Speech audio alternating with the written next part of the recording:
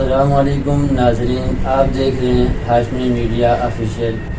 اور میں ہوں آپ کا میزبان بلال ہاشمی۔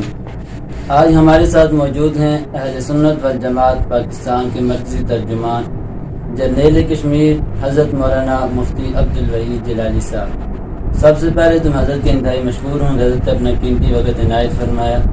اسی کے ساتھ میں حضرت سے پوچھنا چاہوں گا کہ تحفظ ناموس رسالت اور تحفظ ناموس صحابہ کے حوالے سے آئینی جدوجہد آپ کس نہج پر؟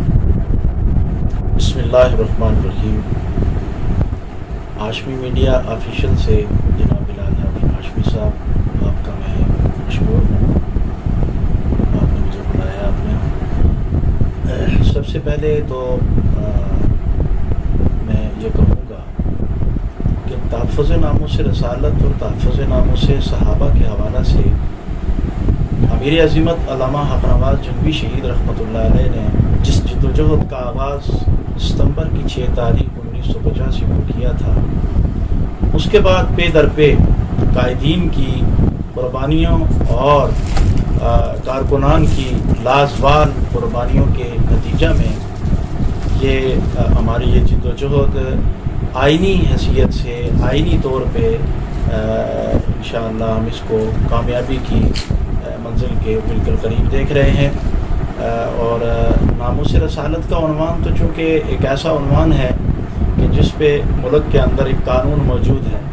اگرچہ اس ملک میں بعض نادیدہ قوتوں نے وقتاً فوقتاً اس قانون کو چھیڑ چھاڑ کرنے کی کوشش کی ہے، لیکن وہ قوتیں اپنے انجام کو پہنچ گئیں اور ناموس رسالت کے عنوان پہ جو قانون یہاں پر موجود ہے اس قانون کو کوئی نہیں چھیڑ سکا۔ ہاں، بین الاقوامی سطح پہ جو اس وقت صورتحال ہے وہ دنیا کے سامنے ہے کہ مسلم ممالک کے مقابلے میں، اسلامی قوتوں کے مقابلے میں کفری قوتیں بالکل متحد ہو کر ایک دم سے ان کو جواب دے چکی ہیں۔ تحفظ ناموس رسالت اور مقدس شخصیات کے حوالے سے حکومت کا جو موقف اور وزیر اعظم عمران خان کا جو ویژن ہے اس کے حوالے سے آپ کیا کہنا چاہتے ہیں؟ دیکھیں جی، تحفظ ناموس رسالت کے حوالے سے تو میں بات کر چکا ہوں، اور تحفظ ناموس صحابہ کا جو معاملہ ہے یہ صحابہ کرام رضوان اللہ علیہ مجمعین کی عزت و ناموس کا دفاع تمام مسلمانوں کے اوپر لازم اور فرض کے درجے میں ہے، اس لیے کہ اسلام کا جتنا بھی مقدمہ ہے اس کے گواہ حضرات صحابہ کرام رضوان اللہ علیہ اجمعین ہیں، اور ان مقدس ہستیوں کا کہ جب تک عزت و ناموس کا دفاع نہیں ہوگا ہمارے پاس اسلام کا مقدمہ صحیح سلامت موجود نہیں ہوگا۔ ہاں، اس لیے کہ حضرات صحابہ کرام رضوان اللہ علیہ مجمعین نزول قرآن اور ترتیب قرآن اور جناب رسالت مآب صلی اللہ علیہ وسلم کی پوری زندگی کے گواہ ہیں، اور دشمنان اصحاب رسول نے جو کہ سہونی قوتوں کے اعلی کار ہیں، میں سمجھتا ہوں کہ کوہ سہون پر بننے والی جو سازش ہے، تیار ہونے والی جو سازش ہے، اس کے نتیجہ میں حضرات صحابہ کرام رضوان اللہ علیہ مجمعین کے اوپر سب و شتم کیا گیا۔ آپ صلی اللہ علیہ وسلم کی پیاری جماعت کے خلاف لٹریچر لکھا گیا، اسے ایک منظم سازش کے تحت تقسیم کیا گیا، اور ایک قوت اور ایک ریاست جو ایران کی شکل میں ہے اس کی ایما پر یہ ایک بڑا فتنہ اور فساد برپا کیا گیا، اور اس سے مقصود یہی تھا کہ یہ ایک صہیونی سازش تھی کہ وہ اسلام کے حقیقی چہرہ کو اس کے ذریعے مسخ کر کے من گھڑت روایات پر مشتمل دین کو وہ پروموٹ کرنا چاہتے تھے، جس کے راہ میں ملک پاکستان میں الحمدللہ امیر عظیمت شہید رحمۃ اللہ علیہ اور ان کی جماعت جتنی بھی ہے، علامہ اسار القاسمی شہید، علامہ ضیاء الرحمن فاروقی شہید، حضرت مولانا علامہ محمد اعظم طارق شہید، اور اسی طرح امام اہل سنت علامہ علی شیر حیدری شہید، علامہ ضیاء الرحمن فاروقی شہید، اور علامہ شعیب ندیم شہید، مولانا عبدالغفور ندیم شہید سمیت تقریباً 10,000 سے زائد جو سنی نوجوانوں نے قربانیاں دیں، اور آج بھی وہ قافلہ جو امیر عظیمت شہید کا ہے، وہ قافلہ قائد اہل سنت علامہ محمد احمد لدھیانوی صاحب حفظہ اللہ کی قیادت میں بخوبی متفق صحابہ کرام رضوان اللہ علیہم اجمعین کی عزت و ناموس کے دفاع کا بیڑا اٹھائے آگے بڑھ رہا ہے. ہزارہا مشکلات اور بین الاقوامی سازشوں کے موجودگی کے باوجود یہ قافلہ آگے بڑھ رہا ہے اور انشاءاللہ صہیونی جو طاقتوں کی جو وار تھی وہ ناکام ہو چکی ہے اور مزید نامراد ہوگی انشاءاللہ. میرا جو سوال تھا بڑا گیا کہ آپ موجودہ حکومت سے کس قدر مطمئن ہیں ان کے موقف سے، ان کے نظریے سے؟ موجودہ حکومت کا جو نظریہ ہے وہ اس حوالے سے موجودہ جو حکومت کے بارے میں تو کچھ نہیں کہہ سکتا. ملک کے اندر چونکہ اصحاب رسول رضوان اللہ علیہم اجمعین اور اہل بیت عظام رضوان اللہ علیہم اجمعین کی عزت و ناموس کے حوالے سے کوئی قانون موجود نہیں ہے، اسی وجہ سے آئے روز کوئی نہ کوئی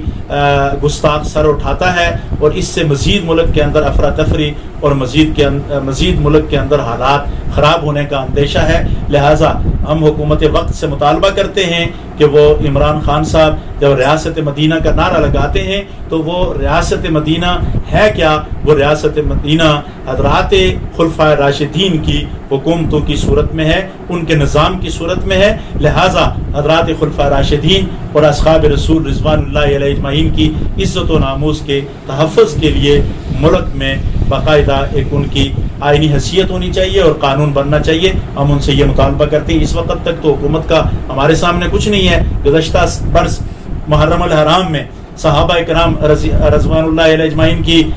شان میں گستاخیاں کی گئی ملک بھر میں، اور پورے ملک کے جتنے بھی اہل سنت مسالک ہیں، وخواہ دیوبندی ہوں، بریلوی ہوں یا اہل حدیث ہوں، سارے متحد اور متفق ہو کر سراپائے احتجاج بن کر روڈوں کے اوپر نکل آئے. پورا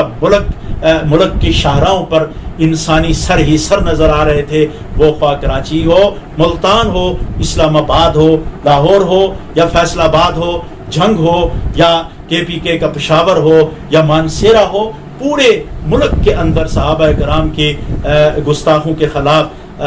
جو اہل سنت عوام روڈوں پر نکل آئے. پھر اس کے بعد ملک کی سلامتی کے اداروں نے، ہمارے اکابر علماء کرام جس میں حضرت مولانا قاری حنیف جلندری صاحب، حضرت مولانا مفتی تقی عثمانی صاحب، حضرت مولانا مفتی منیب الرحمان صاحب، حضرت مولانا ساجد میر صاحب اور اسی طرح دیگر حضرات، اور پھر ہماری جماعت کے قائد اہل سنت علامہ محمد احمد لدھیانوی صاحب جو ہماری جماعت کے سربراہ ہیں، اسی طرح ہماری جماعت کے جرنیل حضرت مولانا علامہ غازی اورنگزیب فاروقی صاحب جو ہماری جماعت کے صدر ہیں، ان کی موجودگی میں ایک معاہدہ کیا کہ ہم انشاءاللہ ملک کی جو پارلیمنٹ ہے اس سے ہم صحابہ کرام اور اہل بیت کی رضوان اللہ علیہ اجمعین کی عزت و ناموس کے دفاع کے لیے اور تحفظ کے لیے قانون سازی کا بل لائیں گے. پھر جا کر یہ معاملہ ٹھنڈا ہوا تھا. ہم آج بھی یہ کہتے ہیں کہ محرم الحرام چونکہ سر پہ ہے، قریب آ چکا ہے، لہٰذا حکومت وقت کو چاہیے کہ وہ اپنے کیے گئے وعدہ کے اوپر عمل کرتے ہوئے، اس کو وفا کرتے ہوئے ملک کی اسمبلی سے قانون کو پاس کرا کر ملک میں صحابہ کرام اور اہل بیت عظام رضوان اللہ علیہم اجمعین کی کو آئینی حیثیت دی جائے اور ان کی عزت و ناموس کے تحفظ کے لیے قانون سازی کی جائے تاکہ اسلام کا بھی دفاع ہو سکے اور ملک پاکستان بھی کسی افراتفری سے محفوظ رہے. جیسا آپ نے ذکر کیا کہ محرم الحرام میں گستاخی ہوئی جس کے نتیجے میں عوام روڈوں پہ آئی اور پھر حکومت نے آپ سے جو وعدہ کیا کہ ہم قانون بناتے ہیں، لیکن ابھی تک قانون تو بنا نہیں ہے. اگر اللہ نہ کرا دوبارہ اگر ایسا کوئی دلخراش واقعہ پیش آ جاتا ہے تو اس حوالے سے آپ کی جماعت کا کیا لائے عمل؟ دلخراش واقعات پیش آئے ہیں. اس کے بعد آج بھی تازہ خبر ہے، برادر سعد ندیم نے رات کو ایک پوسٹ دی تھی کراچی سے، جو مرکز اہل سنت میں ہوتے ہیں، علامہ عبدالغفور ندیم شہید رحمۃ اللہ علیہ کے صاحبزادہ ہیں. میں نے انہی سے پوچھا تھا، کراچی میں بھی پھر صحابہ کرام کی شان میں گستاخی ہوئی ہے. اسی طرح ملک میں مختلف جگہوں پہ یہ گستاخ پھر سر اٹھا رہے ہیں. ہم نے قائد اہل سنت علامہ محمد احمد لدھیانوی صاحب نے ایبٹ آباد میں 17 رمضان المبارک کو یہی دوبارہ ایک مطالبے کو دہرایا ہے کہ جن قوتوں نے یا جن لوگوں نے ملک کی سلامتی کے اداروں کے ذمہ داران نے ہم سے یہ وعدہ کیا تھا اور معاہدہ کیا تھا کہ وہ تحفظ ناموس صحابہ کے لیے کوئی قانون سازی کرائیں گے ہم ان سے پھر مطالبہ کرتے ہیں کہ آپ کے اس وعدے کی بنیاد پر ہم نے خاموشی اختیار کی تھی، لہٰذا دوبارہ ملک کے دوبارہ یعنی اس کو اپنے وعدہ کو وفا کیا جائے، وگرنہ اگر دوبارہ کوئی ایسا دل خراش واقعہ پیش آ گیا تو اس کا نتیجہ یہی ہوگا کہ ملک کے اندر پھر بڑا ایک طوفان برپا ہو جائے گا، اور پھر وہ نوجوان جن کو اکابرین اہل سنت نے امن کے دائرے میں لایا اور ان کو وقتاً فوقتاً صبر کی تلقین کرتے ہیں، وہ پھر قیادت کے ہاتھوں سے نکل جایا کرتے ہیں۔ اس کی مثال ماضی میں بڑی واضح ہے۔ آپ کی جماعت کے مرکزی قائدین یا بانی جس انداز سے پہلے اسٹیج لایا کرتے تھے یا پھر جس کفر کو للکارا کرتے تھے، تو موجودہ قیادت اس انداز سے ان کھلے لفظوں میں نہیں آ رہی، تو اس کی کیا؟ بالکل امیر عظیمت شہید رحمۃ اللہ علیہ نے جو ہمیں مشن دیا تھا، اسی مشن کے اوپر موجودہ قیادت ہماری، موجودہ جماعت کی لیڈرشپ مکمل طور پر اسی مشن، اسی پروگرام، اسی کاز، اسی پرچم کے ساتھ میدان میں موجود ہے۔ ہاں، یہ سٹیج پالیسیاں ہوتی ہیں، منتظمین کے اوپر ڈیپینڈ کرتا ہے کہ وہ کس طریقے سے پالیسیاں بناتے ہیں۔ وہاں خطبہ اپنی جو خطابت کے جوہر دکھاتے ہیں یا خطابت کرتے ہیں، وہ کس انداز سے بات کرتے ہیں، وہ منتظمین کی سٹیج پالیسیوں کا نتیجہ ہے۔ جماعت کے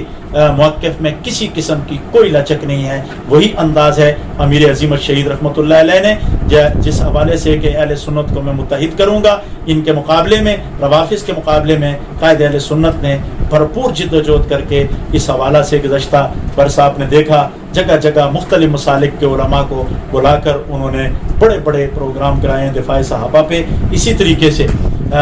قانون سازی کے حوالے سے جو مختلف اسمبلیوں سے، مثلا پنجاب اسمبلی، KPK اسمبلی اور یا قومی اسمبلی میں اور یا آزاد کشمیر اسمبلی میں جو آوازیں اٹھی ہیں، یہ قائد اہل سنت علامہ محمد احمد الدہانوی صاحب کی وہی جد و جہد جو امیر عظیمت شہید کی مشن کی تکمیل کے لیے ہے، اس جد و جہد کا نتیجہ ہے۔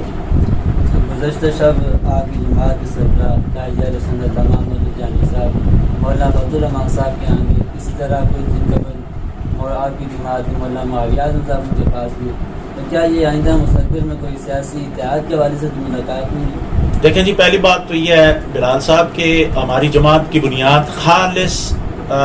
مذہب کی بنیاد پہ ہے، اور سنی انقلاب کے لیے ہماری جماعت مارز وجود میں آئی ہے۔ ہماری جماعت موجودہ جو انتخابات ہیں یا انتخابی سیاست ہے، اس انتخابی سیاست میں جو وہ کردار ادا کرتی ہے، وہ اس کی بنیادی وجہ یہ ہوتی ہے کہ جماعت اپنے مشن اور موقف کو آگے بڑھانا چاہتی ہے، ورنہ جماعت ہماری انتخابی سیاست کے لیے نہیں بنی۔ ہاں، مولانا قائد اہل سنت علامہ محمد احمد الدہانوی صاحب نے جو کل ملاقات کی ہے مولانا فضل الرحمان صاحب سے، مولانا فضل الرحمان صاحب ہمارے دیوبند مکتبہ فکر کے بڑے عالم دین ہیں، بڑے لیڈر ہیں، وہ بیمار ہوئے تھے، ان کے عیادت کے لیے قائد اہل سنت بھی وہاں حاضر ہوئے اور دیگر شخصیات بھی۔ گزشتہ دنوں اخبار میں خبر چل رہی تھی کہ ریاست کی کشمیر کے اندر آپ کی جماعت کی جو سربراہان ہیں، ان کے تعلق ملک دولار سے ان کے داخلے پر پابندی ہے، تو اس حوالے سے آپ کیا کہیں؟ جی، وہ غیر مری قوتوں کی صفوں میں بیٹھی کالی بھیڑیں، ان کی جو کالے کرتوت ہیں، ان کی سازشوں کے نتیجہ میں ہمارے اوپر پابندیاں لگیں، داخلہ بندیاں، ورنہ میں نے چیلنج کیا ہے آزاد کشمیر کی، بلکہ گزشتہ دنوں ہماری جماعت کے وہاں کے جو امیر ہیں، لیڈر ہیں، علامہ تصدق حسین کشمیری صاحب اور میں، ہم نے مقتدر طبقہ کے کچھ شخصیات سے ملاقاتیں کی، اور ہم نے وہاں چیلنج دیا کہ پوری ریاست میں کوئی دہشت گردی کا ایک واقعہ دکھائیں، پوری ریاست میں ہمارے اوپر ہونے والی کوئی ایسی FIR دکھائیں کہ جس میں ہم نے ملک کے یا ریاست کے اندر کوئی افراتفری کا ماحول پیدا کیا ہو، اور بغیر کسی وجہ کے ہمارے خلاف نوٹیفکیشن آ جانا، یہ میں سمجھتا ہوں کہ غیر مری قوتوں کی صفوں میں بیٹھی کالی بھیڑوں کی غلط رپورٹنگ کا نتیجہ ہے، اور ہم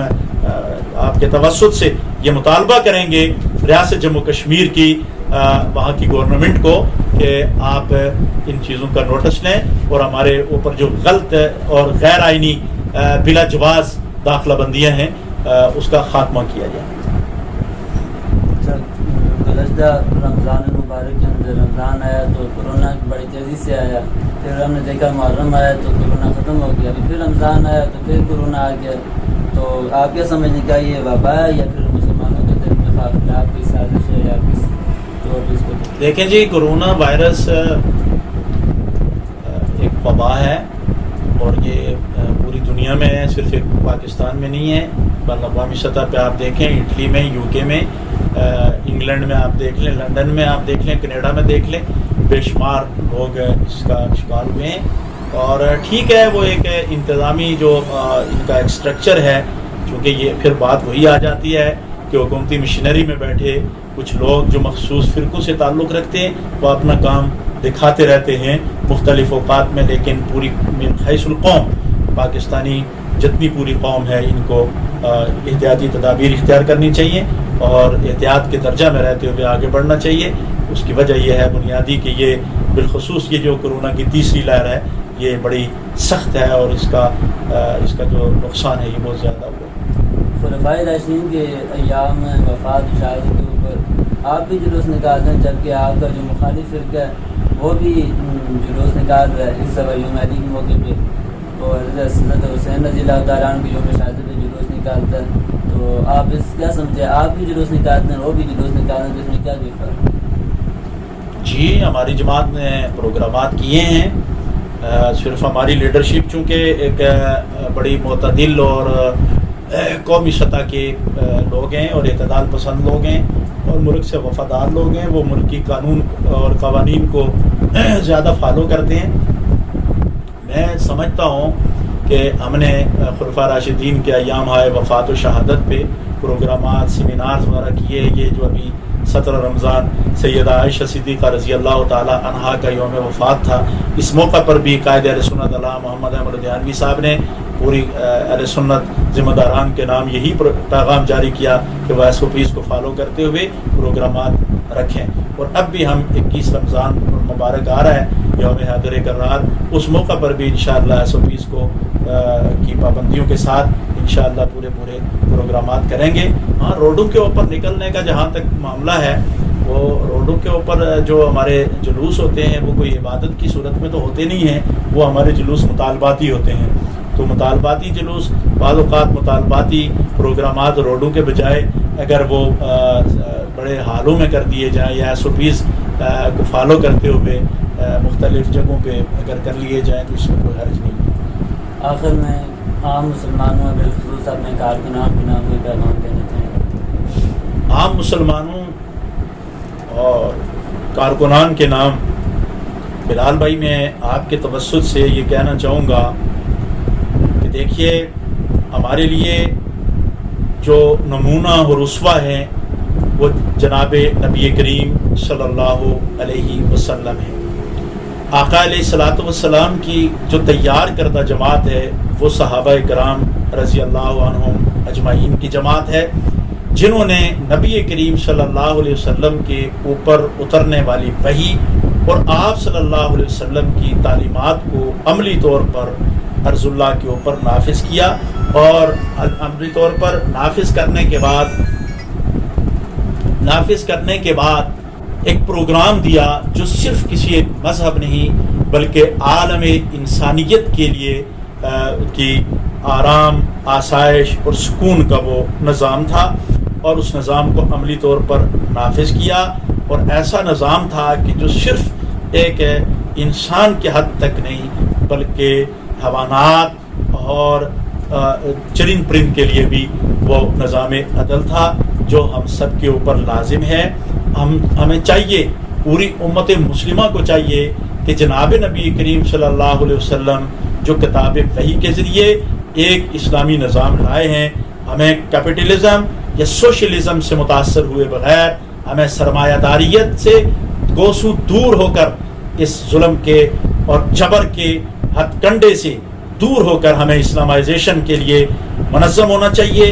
محنت کرنی چاہیے. اور اس کے لیے جو یہود و نصارہ نے، یا اس وقت آپ نے دیکھا کہ یورپین ممالک نے، ہمارے وزیر اعظم عمران خان نے جو مسلم ممالک کے حکمرانوں کو ناموس رسالت کے تحفظ کے لیے جمع ہونے کے لیے ابھی کہا ہی تھا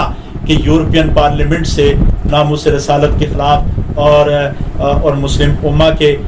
میں اور بالخصوص پاکستان میں موجود جو ناموس رسالت کا قانون ہے اس کو ظلم قرار دیتے ہوئے ان کو پیغام دے دیا کہ ہم تمہارے خلاف متحد ہیں اور تمہیں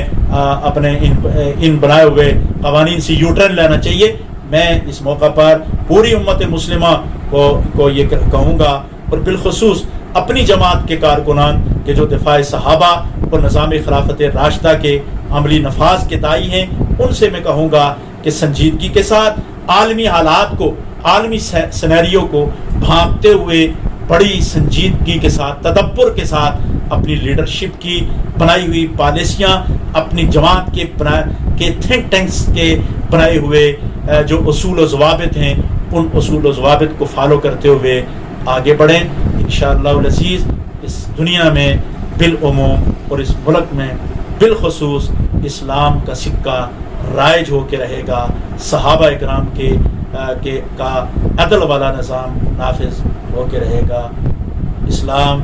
زندہ باد، پاکستان پائندہ باد۔ آخر میں ایک بار پھر آپ کو شکریہ ادا کرتا ہوں اور اسی کے ساتھ ہم نے میزبان بھی کر